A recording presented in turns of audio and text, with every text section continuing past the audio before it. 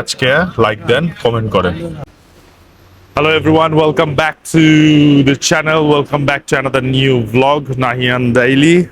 আজকে চলে যাচ্ছি হচ্ছে দেশে। কারেন্টলি এখন হচ্ছে এয়ারপোর্টে, বাট এয়ারপোর্টের এটা একটু ডিফারেন্ট এরিয়া, যেহেতু ওই গ্রুপের সাথে আসা হয়েছে। গ্রুপের সাথে আসার কারণে যেটা হচ্ছে, ওদের যে হজ টার্মিনাল আছে, হজ টার্মিনালের মধ্যে নামায় দেয়। তো বাসে করে আসছি, বাসে করে অ্যারাউন্ড 2 ঘন্টার মতো লাগছে হজ টার্মিনাল নেমে, লাগেজ রেডি করে, তারপরে জ্যাম জ্যাম ওয়াটার কিনে এখন বসে আছি হচ্ছে কল কল কল আসার জন্য। তো আমাদের ফ্লাইট হচ্ছে রাত্র 1টা বাজে, আর এখন হচ্ছে আপনাদের যদি দেখাই, এখন হচ্ছে অ্যারাউন্ড 8:30 বাজে। তো অনেক আর্লি নিয়ে আসে, এই গ্রুপে আসলে এই চ্যালেঞ্জ, অনেক আর্লি নিয়ে আসে, যেহেতু নিউজ গ্রুপের প্যাকেজগুলো তো বাজেট প্যাকেজ হয় একটু, এই গ্রুপে আসলে এরকম করেই হয় আসলে। তো এখন এখন আপনাদের একটু দেখাই যে হজ টার্মিনালটা কেমন হয়। এই এদিকে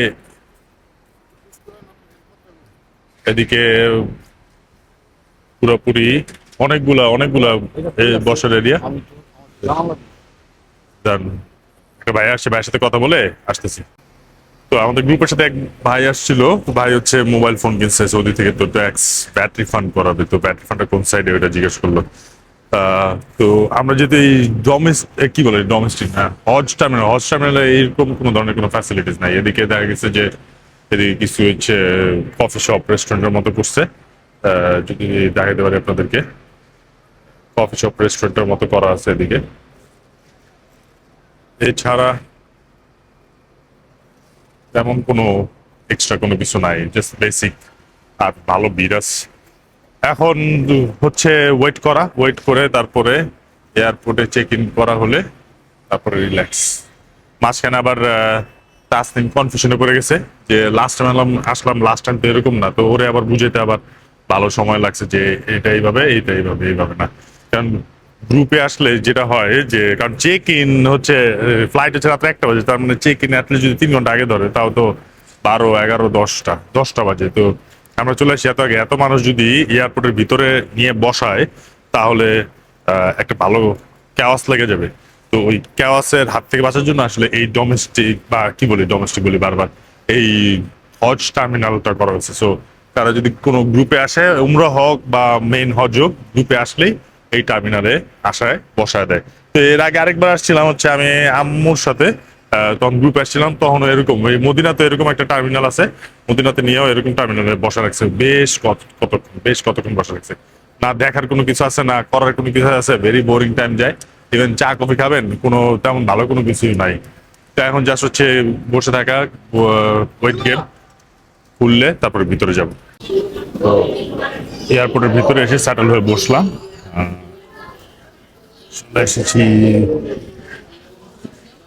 কিং আব্দুল আজিজ ইন্টারন্যাশনাল এয়ারপোর্টের, এটা হচ্ছে আপনার হজ টার্মিনাল। মেনলি হচ্ছে উমরা হাজি গ্রুপ এদের হচ্ছে এদিক থেকে করে, মেনলি হচ্ছে ওই বাজেট এয়ারলাইন্স গুলো হচ্ছে এদিক থেকে ছাড়ে। যেমন বাতিক এয়ারলাইন্স দেখলাম, তারপরে এয়ার অ্যারাবিয়া দেখলাম, তারপরে হচ্ছে বিমান বাংলাদেশ এয়ারলাইন্স আছে। এই বাজেট এয়ারলাইন্স গুলো হচ্ছে এই টার্মিনাল থেকে ছাড়ে। তো ওভারঅল তেমন হ্যাপেনিং কোনো কিছু নাই, যেটা নর্মালি এক্সপেক্টেড অন্যান্য সৌদি এয়ারপোর্টে যেটা হয়, অত বেশি হ্যাপেনিং কোনো কিছু থাকে না। বাট যে টার্মিনাল 1-এ আবার অনেক কিছু আছে, অনেক কিছু দেখার মতো আছে, বা শপিং এর জন্য অনেক অপশন আছে, বাট এদিকে তেমন কোনো কিছু নাই।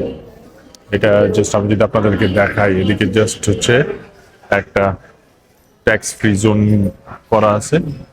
এই ট্যাক্স ফ্রি জোনের মধ্যে হচ্ছে চকলেট, তারপরে কিছু ব্যাগ ট্যাগ, ঘড়ি টড়ি এগুলাই আছে। এছাড়া তেমন কোনো কিছু নাই। তো এখন হচ্ছে ওয়েট করতে হবে, ওয়েট করা ছাড়া কোনো কাজ নাই। আমি চিন্তামন একটু কফি খাই।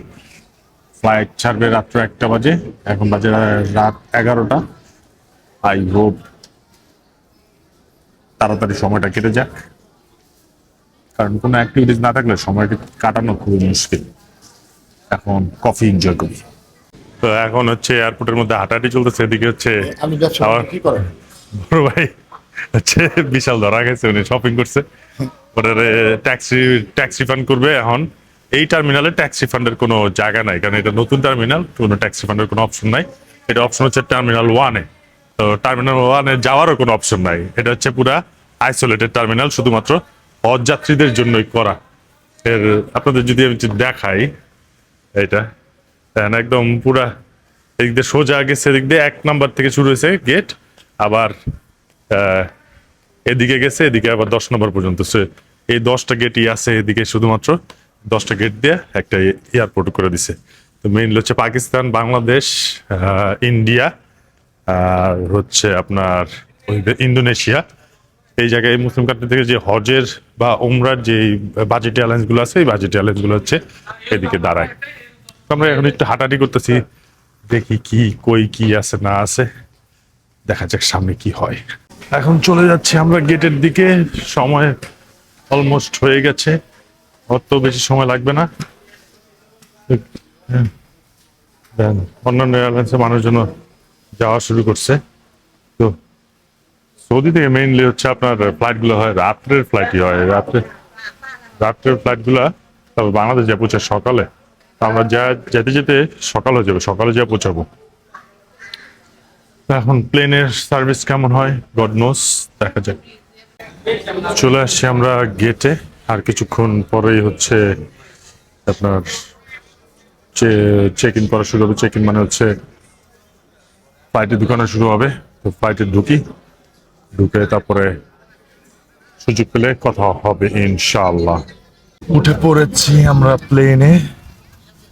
তাসনিমের জন্য হচ্ছে উইন্ডো সিট রিকোয়েস্ট করছিলাম, বাট আনফরচুনেটলি আমাদের যাওয়ার সময় যেটা হয়েছে, আসার সময় আর কি, আসার সময় যেটা হয়েছে, যাওয়ার সময় সেম টাইম হয়েছে। আইল সিটের মধ্যে একজন মহিলার সিট পড়ছে, তো আমি তো মহিলার সাথে বসবো না, আর মহিলা আনইজি ফিল করতেছিল। তো আমার তো আলটিমেটলি উইন্ডো সিটই পড়ছে, ব্যাটারি চেয়ার। আমি একটা উইন্ডো সিট পাইলাম না। এখন উইন্ডো সিট দিয়ে কোনো লাভও নাই, কারণ রাত্রের ফ্লাইট, রাত্রেবেলা কিছু দেখারও নাই, ঘুমাবে। তো আজাইরা, তো এনিওয়েজ আমরা এখন যাই। এই ব্লগটা আগে আর বাড়াবো না, এদিকে শেষ করে দিচ্ছি। একদম ছোট, আমি জানি না, ছোট চেষ্টা করছি ছোট রাখার, কিন্তু ওই কথা বলা শুরু করলে আমার কথা চলতেই থাকে, শেষ হয় না কথা। তো এটা এখানে শেষ করে দিচ্ছি, দেখা হবে ইনশাআল্লাহ পরবর্তী ভিডিওতে। টিল দেন ভালো থাকেন, সুস্থ থাকেন, আর হচ্ছে আজকে লাইক দেন, কমেন্ট করেন, আর দেখা হবে নেক্সট ব্লগে। এবং আমার চ্যানেলটা সাবস্ক্রাইব করে দিবেন। Thank you very much for watching Nahiyan Daily. Take care, Allah হাফেজ, আসসালামু আলাইকুম।